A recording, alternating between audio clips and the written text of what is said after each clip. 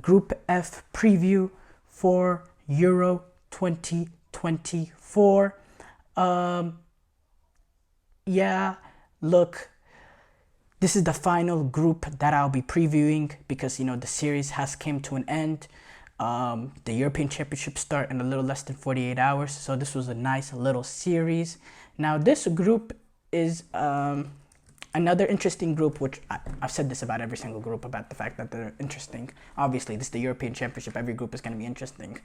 But, you have the likes of the Portuguese national team with this amazing array of talent, attacking talent, midfield talent, and they're going to be led by Cristiano Ronaldo that, at this summer's European Championship is going to,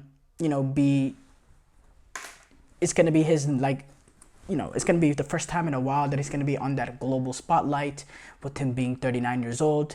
You have a Czech Republic national team that's came off the basis of making a quarterfinal at the last European Championship based on the amazing performances of a Patrick Schick. You got a Turkey national team that also plays very, very, very good football, did brilliantly well in the qualifiers, winning the group ahead of Croatia. And then you got Georgia, a Georgia national team that, has a talisman in Kvaratskhelia, but is a team rather with unknowns, and they're going to be competing in their first European Championship as it's interesting for them. It's going to be interesting for them. It's a team that, relatively unknown in my opinion, and they're clear, they're the clear outsider in this group. There's no denying that.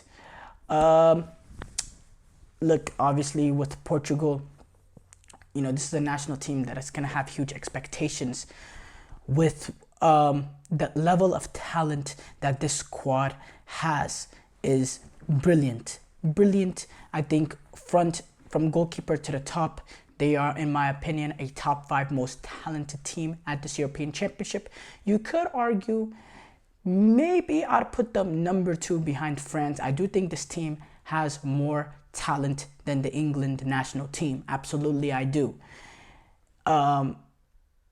And I think also I would favor them over a team like England because I think they have the psychological advantage in a game over England, in the fact that there will be other situations where if I look at a Italy or a Germany or a France or a Spain going up against Portugal, I'd say, yeah, these teams, they'll have the psychological edge over Portugal just based on the history and all that, and just being able to come up best in those tight moments. But I think England is really even worse than them in terms of those sort of situations. So I'd actually give Portugal that edge over an England in that situation. With the talent that they have, they're brilliant players. Bruno Fernandes, Bernardo Silva, João Felix, Rafael Leao, Cristiano Ronaldo, Diego Jota. It goes on and on and on and on with them. You got midfielders in Vitinha and Otavio and Palhinha. Vitinha, in my opinion, he has a chance to be a real breakout. What he showed me at the Champions League in the knockout stages games is he showed me he's a player that it's just not ability with him, but he has that X factor to him. He has that, he's not scared in those big moments. He has that clutch gene. He's that kind of midfielder. He has that personality where he will rise up when his team needs the most. He has the capacity to make a run into the box and score a goal. He has the capacity to really dominate and dictate a game from midfield, even with the pressure being on, even being in the big moments. He's not afraid of those big moments, and I think that's very important for this Portuguese team. I think Vitinha will be important. If he can replicate the sort of performances he had for Paris Saint-Germain in the knockout stage games, and he can replicate that for this Portugal national team at this European Championship, man, look out for this Portuguese team, because I think it makes an added element of danger. I think it makes the midfield more balanced in the fact that I think they're able to get they're going to be able to get more goals from midfield with a guy like Vitinha. They'll be able to retain the ball more. They won't get sucked in and pushed back like they did again under the previous manager. Sometimes when they would, when the other team would have the ball, they would kind of get sucked back. But I think having a guy like Vitinha, Bruno Fernandes, Bernardo Silva with their ball retention, I think, and now Roberto Martinez coming in, I don't think we'll see that much happening. The main thing is you're going to start with Cristiano Ronaldo up top, and you can't blame Roberto Martinez for making that decision with 35 goals in 31 games or that ridiculous number. But he is a box striker at this point. He's a finisher. He's a clinical finisher. That'll never go away. He's a box striker. He's not going to give you that ability in transition to make runs in behind, to play on the counter if you're playing against a better team or if you're playing against a team with a very high line. He's not going to be really effective in playing in behind because he doesn't have the pace that can beat center backs like he previously did.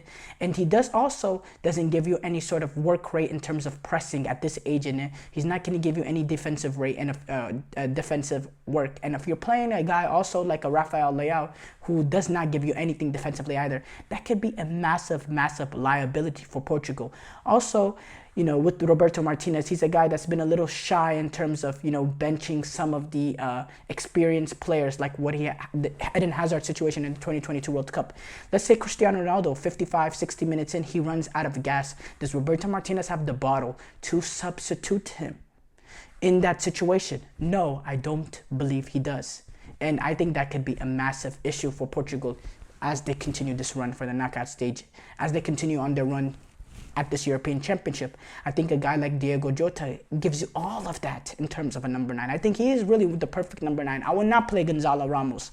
Absolutely not. But Diego Jota, he gives you ability in transition. His work rate, his pressing, his effort is there. He's a clinical finisher. He's used to playing that false 9-9 hybrid position. He could also play alongside Cristiano Ronaldo too. And I think he's a better option than playing Rafael Leao. If you're going to play Cristiano Ronaldo, I think I'll play Diego Jota alongside of him because of the fact that Ronaldo and him can interchange and he can play next to Jota. He could play right underneath Ronaldo. He can provide the defensive work rate that Ronaldo will not provide. He also has goals in him. He's also brilliant on the ball. So Portugal, talent is not the problem. Absolutely not. Talent is not the problem with them. The problem is whether or not Roberto Martinez, if he can handle Ronaldo in his situation, and if Ronaldo could be more of an asset rather than a liability at this European Championship. That's my thing with Portugal. I'm going to just say this right now because it's obvious for me. I think they're going to go on. They're going to win this group as they should. Now, really, the battle for me, I think Georgia. I'm going to go real quick with Georgia. Georgia, sure, they're the clear outsider of this group. They're led by Kvaratskhelia, but outside of that, there's not a real sense of much talent in this group. They barely scraped into this European Championship through a playoff by getting past Greece in a penalty shootout. It's clear. If you're able to mark Kvaratskhelia out of the game, then you're really on the strong foot of it because there's not much there else with this Georgian national team. They have Valencia's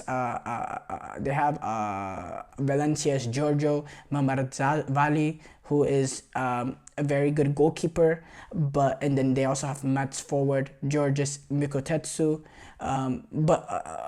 other than that, it's not the strongest team. This 26-man squad has players from playing in 17 different countries, including players that play in an MLS team. When you look at Saba Lobezandansi, who plays for Atlanta United. So it's clear to me this is, they're going to be the bottom of this group. Portugal's going to win this group, in my opinion. And I think this is probably this is a good way for Georgia to get back into the international scene. But, congratulations to them for making the European Championship. Brilliant opportunity. Maybe they can do a little bit to shock the world. Now, Turkey. Turkey is a national team. If I go before, there was a game that I watched. I sat and watched 90 minutes on March 26th when they took on Austria and they lost 6-1. And it was a game that they conceded 6 goals in, and they really suffered with Turkey's pressing or Austria's pressing. And you know, it was it's a game that really I lost a little bit of confidence in this Turkish national team. Now 6-1 is a little more lopsided than how the game actually went, but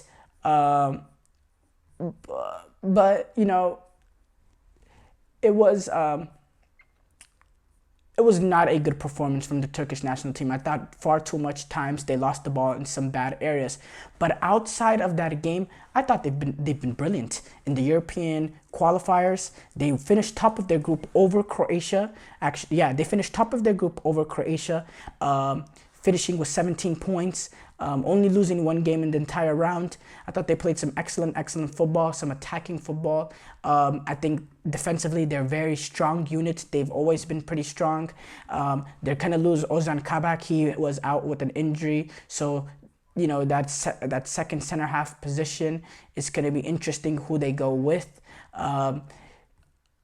Who they go with. I also think they have, they also have a guy like Çalhanoğlu, who I think is going to have a brilliant impact for them at this European Championship. They also have Arda Güler, the youngster for Real Madrid, the 19-year-old. I think he has an opportunity to have some sort of a breakout tournament for the Turkish national team. So that's the team that, cannot be disrespected at this European Championship. You cannot disrespect them at all. Now Czech, they finished the quarterfinals last season. They've had some brilliant players in their history: Thomas Rosicky, Pavel Nedved. So no disrespecting them. They reached the quarterfinals last European Championship.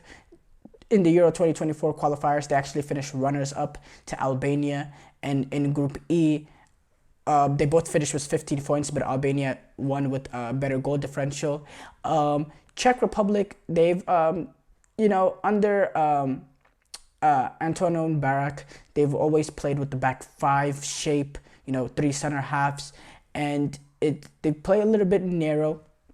Now, Czech Republic has, they've always been very, very good with set pieces. They've always been a direct team, great aerial ability with their team.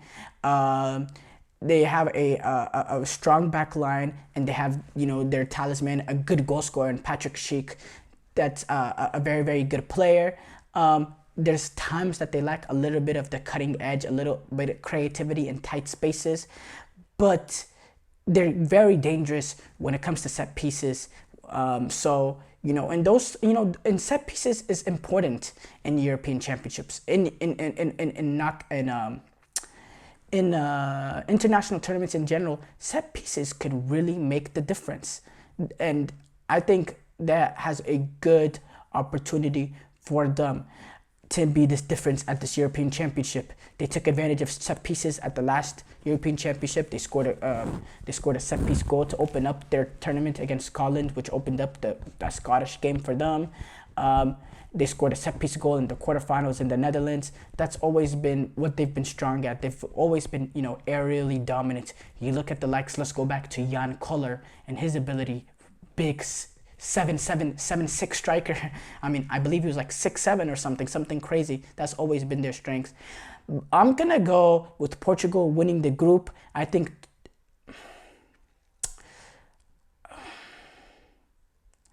I'm gonna say Turkey finished second, Czech Republic finished third, Georgia finished last. I'm not confident on the Turkey over Czech Republic. I think Turkey will just slightly edge it over Czech Republic, but